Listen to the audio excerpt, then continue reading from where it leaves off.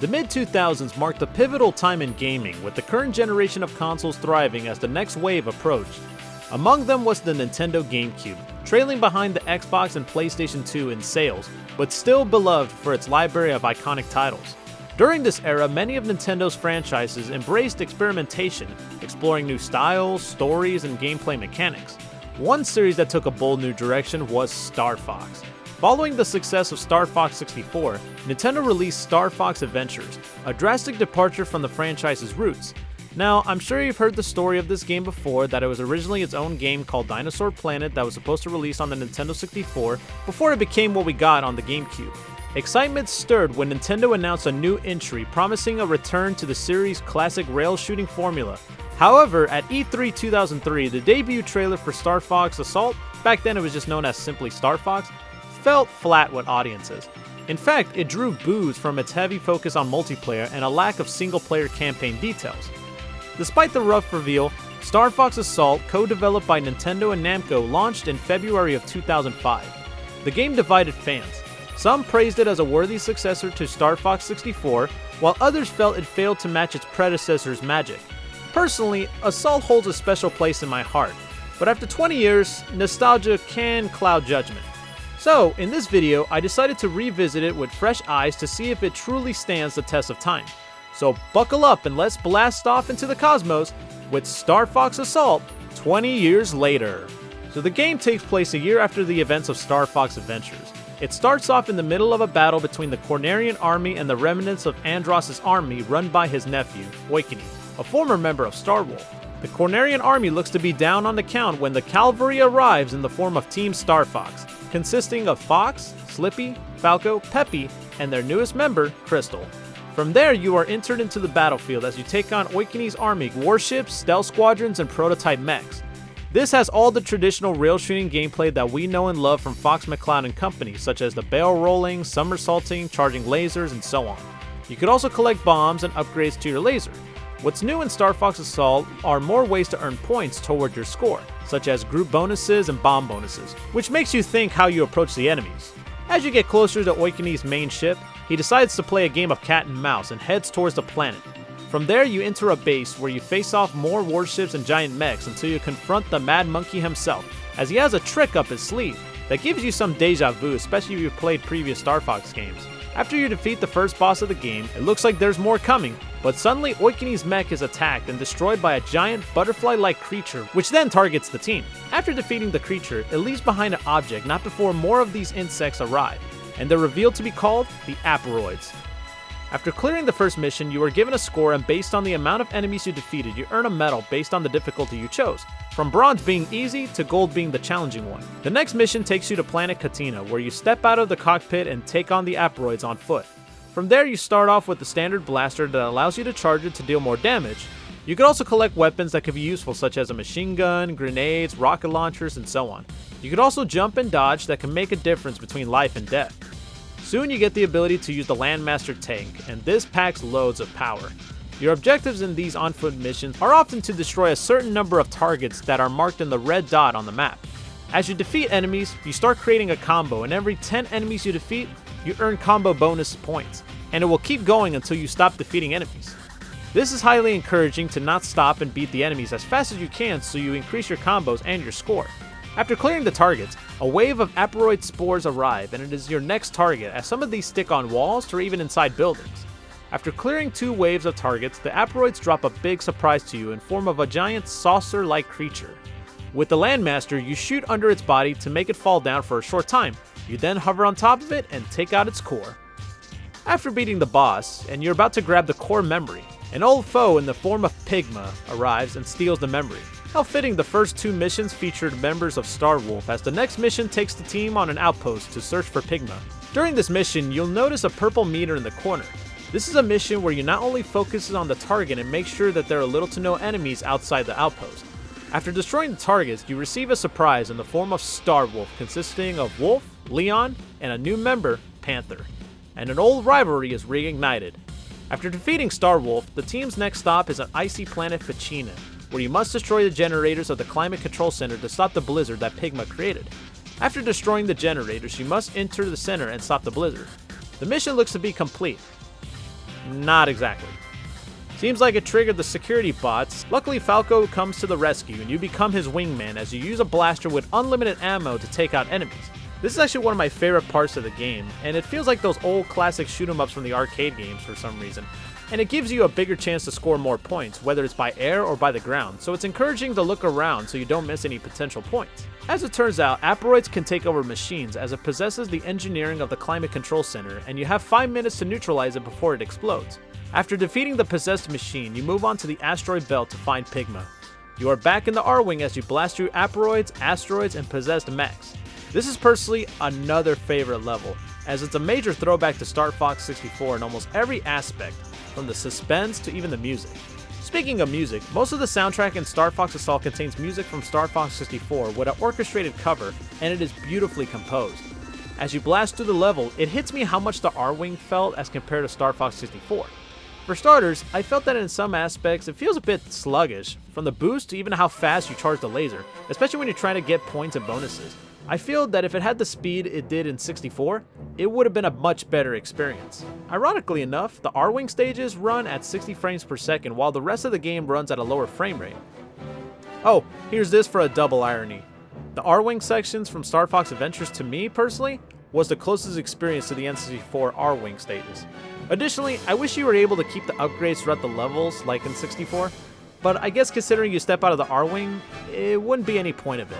As you approach the end, you encounter Pigma, but not on his ship as he is possessed by the Aperoids and transformed to this massive machine with a slimy mug in the middle. The boss is very pained by numbers. You shoot the arms while avoiding meteors and get grabbed until you shoot the middle and destroy Pigma for good, until he comes back as a box. That's a story for another time.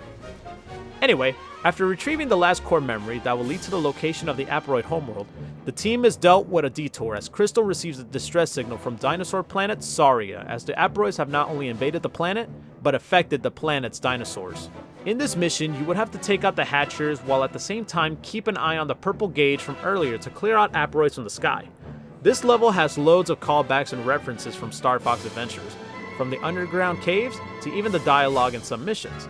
In some missions, you would be accompanied by a teammate such as Slippy and Crystal, but honestly, they don't really do much as they mostly stay in one area and don't go for the targets. After clearing the Aperoids, you soon have a reunion with an old friend, Prince Tricky, and he certainly has had a massive growth spurt since the last time he was shown. After the brief reunion, the team are informed that while they were taking care of the Aperoids in Saria, the Aperoids invaded the home planet of Corneria and caused radar to be jammed and loss of communication. With the help of a sniper rifle, you take out the jammers and proceed to the Arwing. However, the Aperoids are one step ahead and backs Fox into a corner when unexpected help arrives in form of Starwolf, as Fox jumps out of the way and lands on the Wolfen. You once again ride on the wings and shoot anything that arrives. Suddenly, a threat arrives to the team's surprise, one of their own, as the Aperoids not only took out Corneria, but General Pepper as well, and you have to reluctantly take him out. After defeating Pepper, he looks to be finished for good when Peppy comes in for the save. Fox and Wolf proceed to have a brief interaction, with Wolf giving Fox some advice that can hit hard in the game and personally. What makes this scene in particular pretty impactful is that it could be related to anybody who ever deals with a situation about making a decision, from being scared or anxiousness. And sometimes, you just gotta act. I feel that the writing in Star Fox Assault has some impactful dialogue that not only affects the story of the game, but again, can be something that can be related to the player. As you're playing through the campaign, you unlock stages for the game's multiplayer. You get to unlock new items and options such as new stages, characters, and even modes such as Capture the Crown or even Survival Mode. You can even unlock items and weapons that are not available in single player, such as jetpacks, missiles, and you can even ride the Wolfen. The hours spent on multiplayer mode with friends and family always delivered a great time. How ironic that the first trailer for the game got booed for showing only multiplayer. It's actually one of the highlights of the final product. The next mission takes you to the orbital gate as the Cornerian army is getting prepared for the invasion of the Aperoid homeworld by creating a self-destruct program. You would have to protect the gate from attacks, but the Aperoids have a surprise for the army as they release missiles in an attempt to destroy the gate. This level is a big homage and callback to Sector Z from Star Fox 64. Nearly one-to-one in face, from starting off taking down ships to even giant missiles. However, the difference is that eventually the missiles get faster, and you'll have to destroy a missile that breaks down in parts. Once again, Starwolf appears to give the army some much needed help.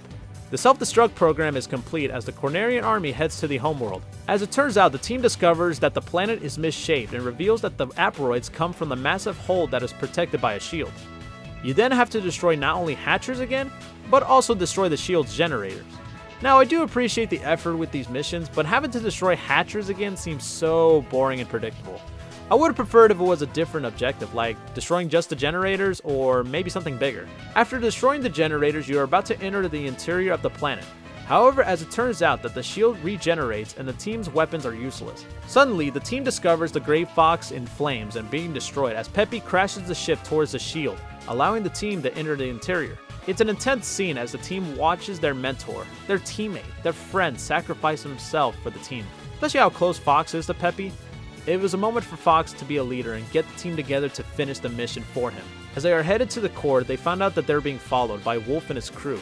As you go through the level, this puts your skills to the test as you dodge obstacles, attacks, and produce as many points as you can. This level always gave me a challenge to improve my skill, from figuring out the best spots to gain combos, to even figuring out how not to take as much damage. Towards the end, Starwolf and Starfox split up as Fox and company confront the Queen. At first glance, the team doesn't seem intimidated by the royal figure, but it isn't until it starts speaking, not with her voice, but the voice of fallen friends and enemies. After remembering Wolf's advice, the team prepares to face the Queen. The battle's a bit easy, you just shoot the armor of the Queen and hit the weak point. After blasting through the armor, the program is launched and it looks like it's the end of the asteroids. However, it looks like the Queen is surpassing it as the team looks to finish her off for good. The Queen has different forms in this fight. Unless you got a full laser upgrades, it could be a bit of a challenge. In certain moments, your teammates would attempt to shoot it while the Queen releases mines. Again, if you have the full laser upgrade, you can take out the Queen faster, and at the same time, protect your teammates. Even though when they try to shoot, they don't do damage towards the Queen, so it's kind of useless. After beating the main form, it attempts to run away by throwing lasers and other stuff towards you, but it isn't enough as you send the Space Hag into dust. As the team sees the program working, they make their escape as the credits roll. A nice detail you see in the credits is that it shows the fate of the planets that you traveled in the campaign in terms of damage and recovery, while kinda adds to the story and tied up some loose ends in terms of the fate of the victims to even the enemies. After the credits, the team narrowly escapes the exploding planet of the asteroids. In a sigh of relief, they reflect on their journey and remember those who paid the price. Suddenly, they see a flashing light in the distance, and it turns out Rob and Peppy were alive. Fox makes a comment implying that Starwolf survived as well, and he thanks the team as they set forth on their next adventure. An adventure that would change the series. But again, that's a story for another time. After revisiting this campaign for the first time in years, I find myself reflecting on my time with this game 20 years ago. I remember trying to convince my peers for its greatness, though many didn't quite see it. Looking back, I can understand why. The on-foot gameplay felt rough and the Arwing controls were a bit sluggish compared to 64. Yet, these flaws couldn't overshadow what made the game special: its stellar soundtrack, solid writing, and rewarding replayability. I can't help but hope that if Nintendo were to revisit this series, they draw inspirations from Assault and refine its best elements. After 20 years, it's clear that Star Fox Assault is an underrated gem from the GameCube era. A title worth keeping on your radar. It's a reminder of a simple truth. It's not how you start, but how you finish. Thanks for watching this video. If you enjoyed it, hit that thumbs up. If you haven't yet, hit that subscribe button and turn on notifications.